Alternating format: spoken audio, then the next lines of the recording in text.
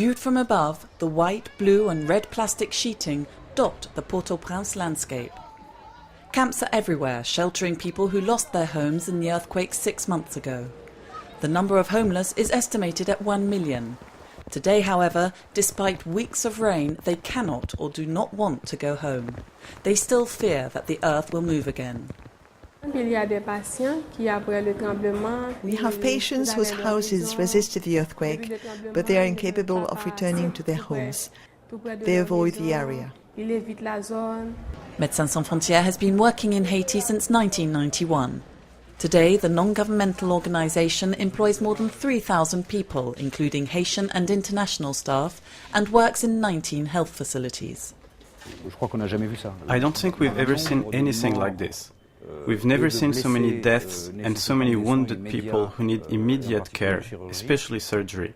We've never seen that. The population density, an earthquake striking the heart of a city like that, a very poor city, yes, this is a unique situation. Over the last 6 months, the MSF teams have provided emergency medical care to more than 173,000 patients and performed more than 11,000 surgical operations. 140 people have undergone amputations. Our main job as physical therapists is to prepare the stump, to desensitize it, give it a shape and strengthen it, and then work with Handicap International on the prosthesis. Before the earthquake, the Médecins Sans Frontières teams provided obstetrical care and functional rehabilitation, as well as treating knife wounds and road accident injuries. Those activities continue. Today we face the same health problems as before the earthquake.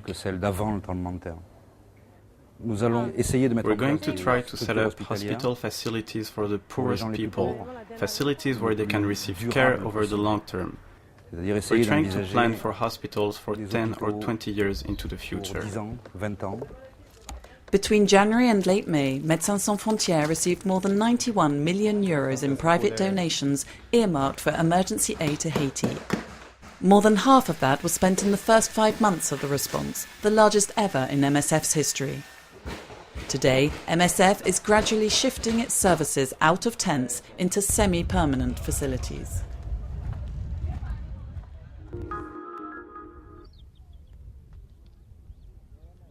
The Sahel is experiencing another serious food and nutritional crisis. The situation is recurrent in this region, but conditions are particularly severe this time. Approximately 10 million people are or will experience food insecurity because they lack access to food.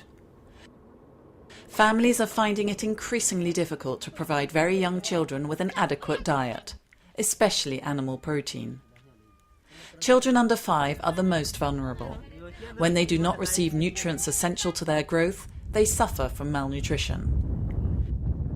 Here in Niger, more than 1.5 million children could develop malnutrition this year. Hassan here is 3 years old and weighs just 5.3 kilos. For those who arrive in a life-threatening condition, we provide care appropriate to the various stages. We can provide intensive care with very close monitoring. Some children arrive very, very late.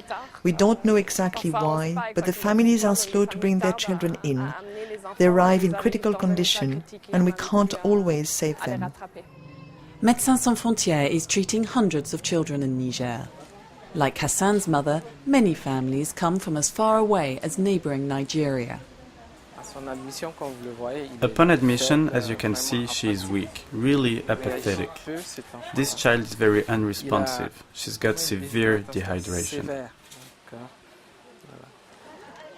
In addition to providing treatment, MSF tries to prevent malnutrition. The teams are preparing to distribute nutritional supplements in the areas where they work. Médecins Sans Frontières is also working in Chad, where the organisation has decided to increase its activities since the country receives less aid from international relief bodies.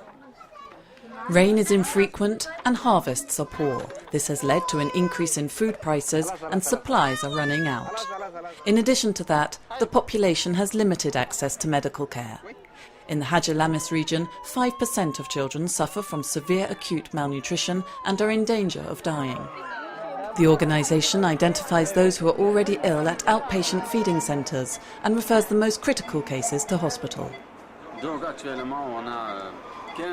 We currently have 15 outpatient feeding centres. We have admitted 1,200 children with moderate or severe malnutrition.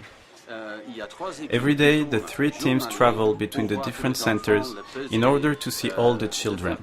They weigh them, examine them, and provide the families plum peanut and food. MSF is also working in Mali, Burkina Faso and Sudan. After a nearly 2-year forced suspension of its activities, MSF's French section has been authorised to resume its work in Niger.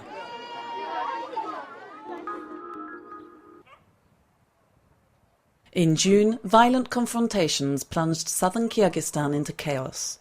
According to official reports, the several days of fighting left 312 dead, but this figure is known to be largely underestimated. Thousands of people were injured and many others fled. Médecins Sans Frontières has been working in the country since 2006 on its tuberculosis treatment programme in prisons. The organisation's teams were therefore able to reach the Osh and Jalalabad region quickly. They have been providing medical care and psychological support to people affected and displaced by the fighting. We ran away or we'd have been killed. My house was burned down. That's why I'm here. Now we're homeless. MSF teams are still working in the region. They use mobile clinics in an attempt to reach isolated populations who do not have access to medical care. Many people were traumatised by the violence and are experiencing psychological problems. The psychological needs of the entire population are obvious, whether displaced, refugee or local, whether they left the city or not. As soon as we speak to people, even asking something as simple as "How are you?" they start crying. They also need to tell their story, so the needs are there and they are very obvious. MSF psychologists have so far provided care for 200 people. They are also training counsellors who will lead support groups in the communities. Thousands of people have returned to their neighbourhoods, but some are still displaced, scattered along the border with Uzbekistan. Tension between the communities remains high. Those who fled their homes have lost everything. Médecins Sans Frontières is distributing hygiene kits which contain soap, cooking utensils and blankets. To help local hospitals deal with the situation, the organisation is providing drugs and medical supplies and is training staff.